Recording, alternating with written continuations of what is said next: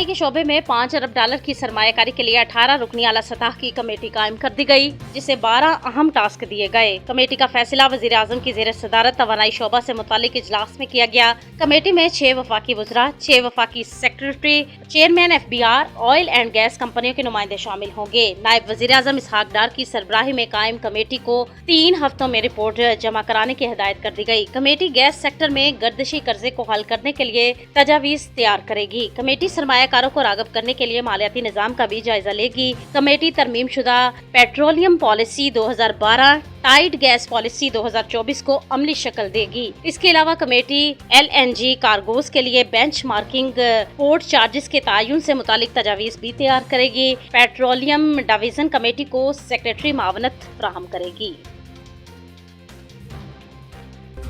पंजाब में election tribunals की तश्कील के मामले पर सुप्रीम कोर्ट ने लाहौर हाई कोर्ट के ऑर्डर पर हुक्म इम्तना का तहरीरी हुक्म जारी कर दिया।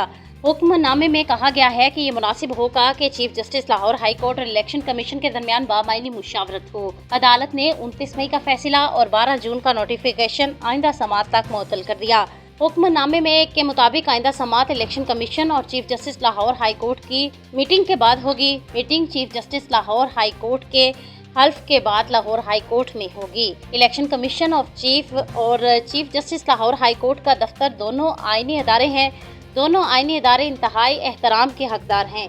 अदालत ने करार दिया कि दोनों आईनी अदारे 2 बामायनी मुशावरत करें तो मामला हल हो सकता है। अटॉर्नी जनरल ने भी इत्तफाक किया कि बामायनी मुशावरत होनी चाहिए। अदालत को बताया गया कि जुडिशल कमीशन के 2 जुलाई इजलास में chief justice Lahore high court को मुतफिका तौर पर नामजद किया गया। अदालत केस के मैट्रस पर जाए बगैर इस केस को ज़ेरे इल्तवा रख रही है। Chief justice Lahore high court के हल्फ उठाने के बाद जितना जल्दी मुमकिन हो सके बामायनी मुशावरत की जाए।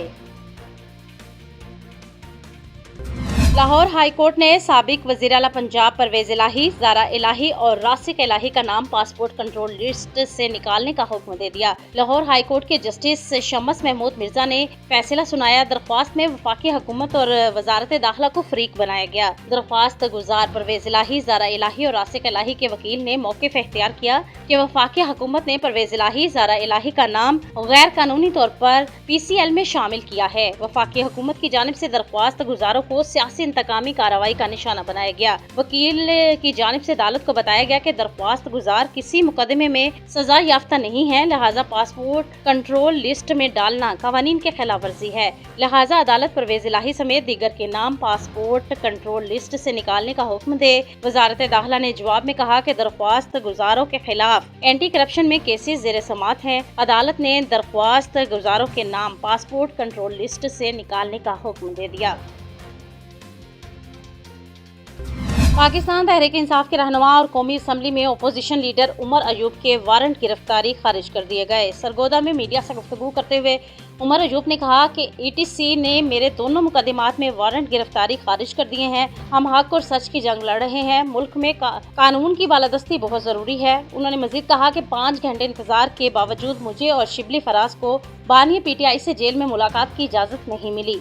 शाह महमूद कुरैशी की लाहौर मुंतकली की मजम्मत करते हैं। उन्होंने कहा कि हुकूमत बैसाखियों पर खड़ी है। हुकूमत ने इंतखाबात करवाए। मुल्क में किसी नए ऑपरेशन की जरूरत नहीं। अवाम की राय को भी अहमियत देनी चाहिए। अवाम और सियासतदानों ने एतमाद में लेना चाहिए। वाजिया रहे कि गुज़िश्ता रोज इंसदाद दहशतगर्दी अदालत सरगोदा के जज ने उमर अयूब के वारंट गिरफ्तारी जारी कर दिए थे, जिसके बाद पुलिस ने इनकी गिरफ्तारी के लिए इनके इस्लामाबाद में वाक़ घर पर छापा भी मारा था।